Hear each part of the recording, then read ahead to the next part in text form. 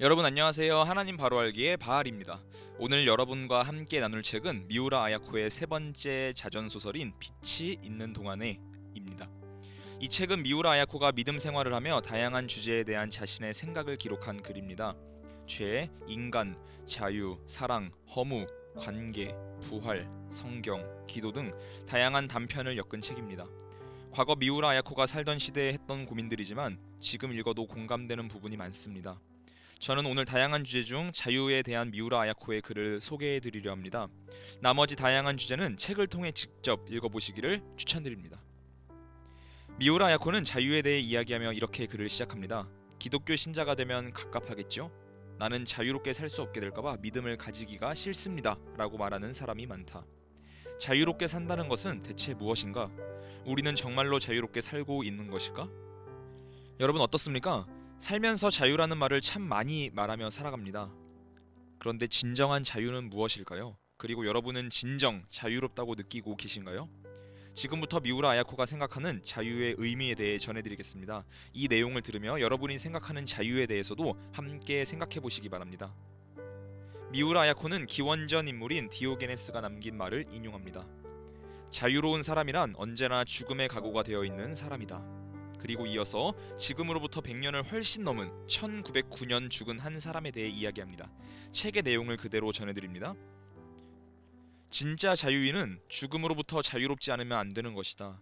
우리가 속한 아사히카와 로쿠조교의 메이지 시대에 나가노 마사오라는 신자가 있었다.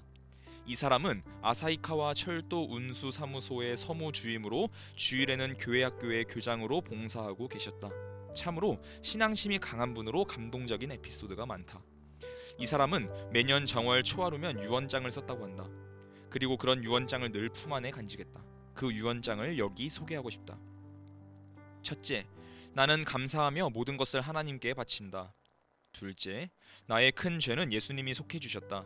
형제 자매들이여, 내 죄의 크고 작음을 가릴 것 없이 모두 용서해 주시기를.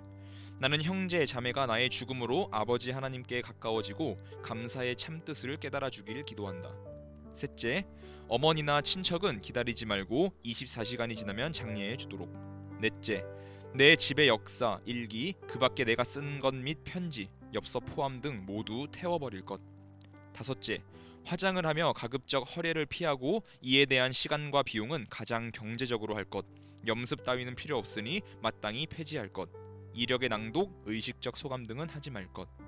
여섯째, 생사고락을 하나같이 감사하노라. 내가 영면하면 매우 죄송하오나 이상 적은 대로 해주시기 바랍니다.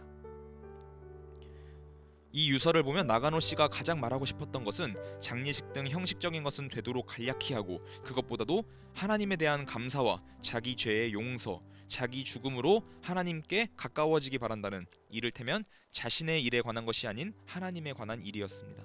만일 우리가 유서를 쓴다고 하면 어떤 유서를 쓰게 될까? 그렇게 생각하면서 한 조목 한 조목을 맛보면 이 유서의 무게를 알 것만 같은 느낌이 든다.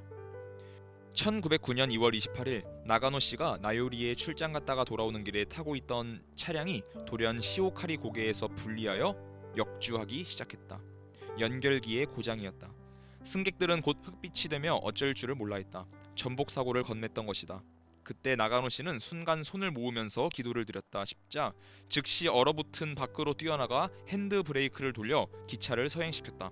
그리고 자기 몸으로 버팀목이 되려고 했는지 선로상에 뛰어내렸으며 열차는 그의 몸을 타고 완전히 정지했고 승객 전원의 목숨은 무사히 살려냈다. 나가노 씨는 이때 아직도 30세인 독신 청년이었다. 이 사건은 당시의 아사히카와 삿포로의 사람들을 감동시켰으며 그의 사진과 늘 지니고 있던 유서는 그림 엽서가 되어 전국에 발매되었다.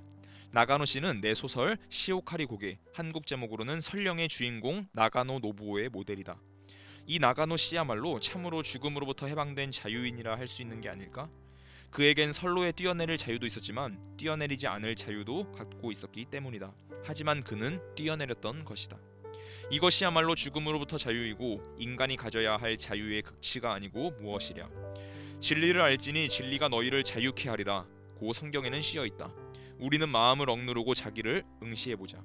나는 정말로 자유로운 인간인지 어떤지, 인간으로서 가져야 할 자유를 갖고 있는지 아닌지, 그때 우리는 자기가 얼마나 자유스럽지 못한 인간인지를 겸손히 알 수 있으리라.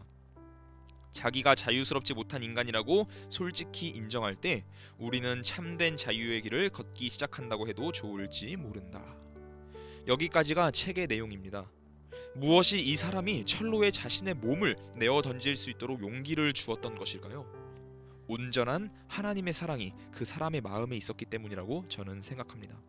미우라 아야코는 나가노 마사오의 이야기를 듣고 큰 감동을 받습니다. 그리고 그의 이야기를 소설로 만들어 수많은 일본인들에게 그의 생애를 전했습니다. 오늘 여러분에게 소개해드린 책은 빛이 있는 동안에입니다. 이 책과 함께 미우라 아야코의 믿음에 동감하며 우리의 믿음을 되돌아보는 좋은 시간 되면 좋겠습니다. 그리고 나가노 마사오의 이야기가 소설화된 설령 책도 기도실 책꽂이에 함께 꽂아두겠습니다. 각각의 책을 통해 우리의 마음에 하나님의 온전한 사랑이 큰 울림으로 다가오는 귀한 시간 되기를 소망합니다. 그럼 다음 시간에 다시 만날 때까지 모두 샬롬.